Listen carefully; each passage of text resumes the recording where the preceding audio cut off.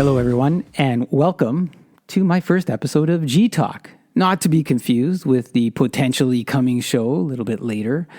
I don't know when later is, but that'll be called G Talk Live, where I'll do this live as opposed to pre-recorded, which is what I'm doing here today and now. And I thought, I just wanted to have a little program where instead of just playing music, I'm talking a little bit about maybe current events, maybe just what's going on, your life, my life, things I see, things I don't see. And right now, this is being recorded in the middle of a Canadian federal election. And there's a lot of things going on, not just on the road with the candidates, but of course, online. We've got a lot of social media warriors of my favorite topics, misinformation and disinformation. And that's when you do a couple of things, either blindly innocent or deliberately. And so the blindly innocent is what is misinformation. So you see somebody post something, some topic, and you reshare it because you believe it to be true. You haven't done any research on it. It just may strike you as, something that you align with. And you say, I'd like to share that with my friends online. Disinformation is when you read something online and you decide to share it as well, except you know that the thing you read and that you're about to share is false. It's not true. It's factually not true. And yet you decide to share it.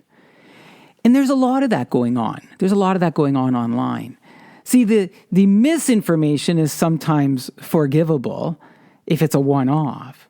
If you're constantly doing misinformation, then my opinion is that the individual is a little bit lazy.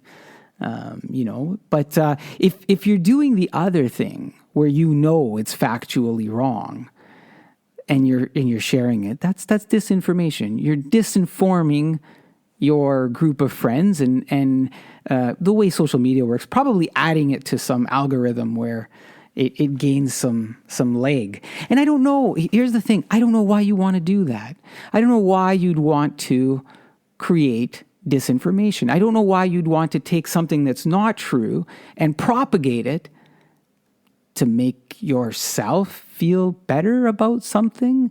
But I'm not sure where in untruth someone might feel better. And sometimes, I've come across this a bunch of times, right? Sometimes people do it in the spirit of what's called trolling. They use that information and they introduce it into a conversation that someone else is having. And quite often when you're trolling and you're doing that, you introduce these additional topics. And I've got this little chart that I call it the Fair Discussion Matrix. It's an adaptation. I've seen different variations of it, but it is essentially a set of rules that says, hey, if you want to have this discussion, let's follow these rules. And these rules go something like this. Can you envision that anything that we talk about will change your mind on this topic? And if the answer is no, then it kicks you out and says, well, this is not a discussion. I will not talk to you about this topic. But if the answer is yes, then it gives you another qualifier. And it says, if one of your arguments is shown to be faulty, will you stop using that argument with everyone? And if the answer is no, it kicks you out and says, this is not a discussion. I will not talk to you about this topic. But if the answer is yes, it introduces another condition. Are you prepared to abide by basic principles of reason in discussing this topic? If the answer is no, you guessed it, this is not a discussion. I will not talk to you about this topic. Now, if the answer is yes, there is another criteria, but it also says this. The position that has more reasonably supporting evidence should be accepted as true, and the individual asserting a position bears the onus of demonstrating its truth. This is before we say yes, right? And we move on. Because now, if you could do those things, this is a discussion. But here's the criteria. I will talk to you about this topic, provided the following rules are obeyed. 1, do not introduce new arguments while another argument has yet to be resolved. 2, do not move on to another argument if it is shown that a fact you have relied upon is inaccurate. 3, provide evidence for your position or arguments. And 4, do not argue that you do not need evidence. And then we ask the question, did you breach any of these rules in the discussion? If the answer is yes, it kicks you out. You cheated. The discussion is terminated. You are deemed to have conceded all opposing arguments to this point. You forfeit any right to complain about the discussion. But if the answer is no, congratulations. This is how rational human beings exchange ideas. And that's what's missing. That's what's missing in this social media exchange that we're having sometimes, because we're not being rational and logical and factual with our conversations. And instead, we rely upon emotion, conjecture, disinformation. We're trying to be better than the other person at times. And we don't need to be better. We just need to be factual and truthful and responsible to each other. Now, if you want the visual of that fair discussion matrix, if you just look on the website, thepathradio.com, and go under games and tools, I'll have that posted for you, and you're welcome to download it and use it. Okay? Now, just thinking back to what we've been talking about, it's interesting because there's some easy triggers out there. People seem to get easily pulled in by one thing or another. And, I sometimes just post some general things. I really like the messaging that Canada can be stronger together. It's a positive message. I would like for all Canadians to have the same opportunities and experience the same positive things in their life. And so occasionally I've been posting some things that say, hey, we are stronger with purpose, integrity, and truth. It's a general statement. Now, there's some folks who are associating the word stronger with a certain political party because they started to use the term Canada is stronger. Now, whether you like that political party or not, or like some other political party, to me, it doesn't matter really. Fundamentally, if Canadians can be stronger together, then that's great. That's what I want. But some people look at that and they interpret it and they say, well, they start to attack the message. And they start to attack the message from a color perspective, from a brand perspective. And they start calling you things like libertard, because Canada is strong became a bit of a slogan for the Liberals during this federal campaign. And so they believe you have an affiliation. They can't see past the fact that maybe you're just saying, hey, Canadians are stronger together, because we are stronger together. Because coast to coast to coast, there's a lot of opportunities. Now, hey, look at, arguably, some of those opportunities haven't been explored in the last little while, and there's some new ones that present themselves. And we could pursue that with a leader who can be factual and have integrity. That leader can, as far as I'm concerned, can come from any political party, as long as, for me, they demonstrate those characteristics that I value, which include purpose, integrity, and truth, and are able to bring Canadians stronger together.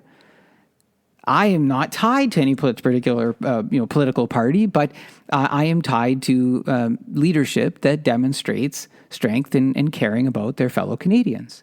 So anyways, these generalized posts seem to attract folks who'd like to engage in conversation, but conversations that isn't always factual or logical, or truthful sometimes, and they do introduce these other elements. I think I posted one that said faster, higher, stronger, together, which if you enjoy the Olympics, that's all it really was. It was an Olympic slogan that we used here in Canada: faster, higher, stronger, together. And that seemed to set off some folks. It had nothing to do with politics. It was an Olympic message. It's just an interesting social experiment sometimes when we post these things. So I guess what I'm putting out there, and why did I pick this as my first, G Talk? I put it out there because I'm seeing some behaviors and some anger between people.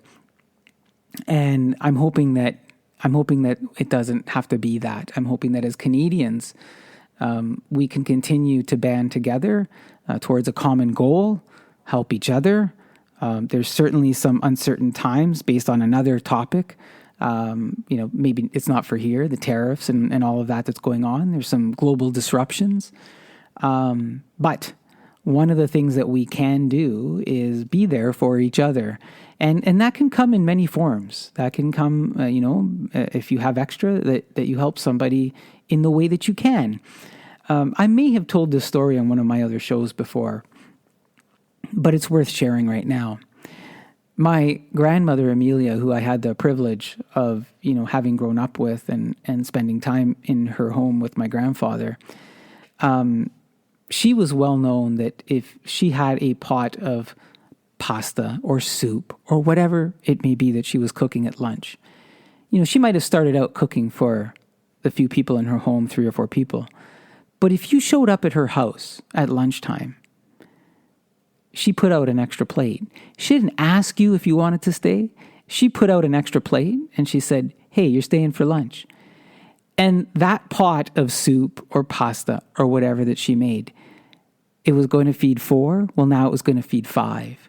And there was extra bread, and there was extra grapes, and there was extra cheese. And she made those things available. She didn't ask. She just made them available because she cared about the person that was there.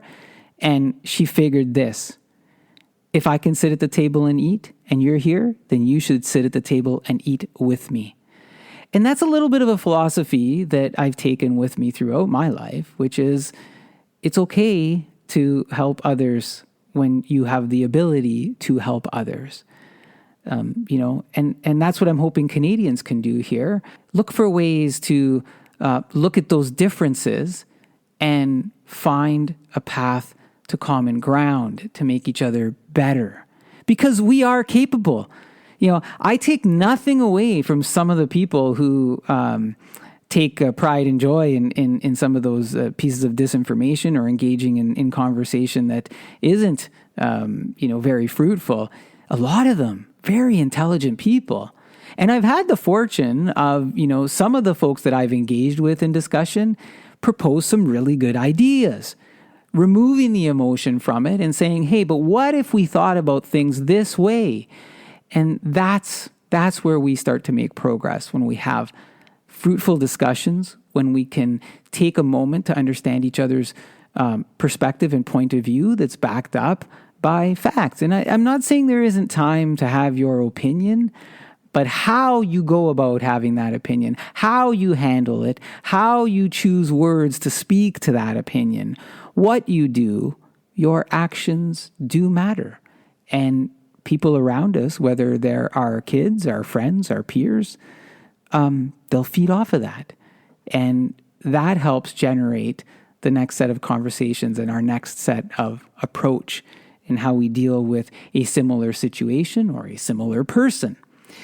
So, first G Talk went into the waters there a little bit on the federal election, but really just more focused on the fact that let's be good to each other. Let's find truth and integrity in the things that we do as we move forward as a country.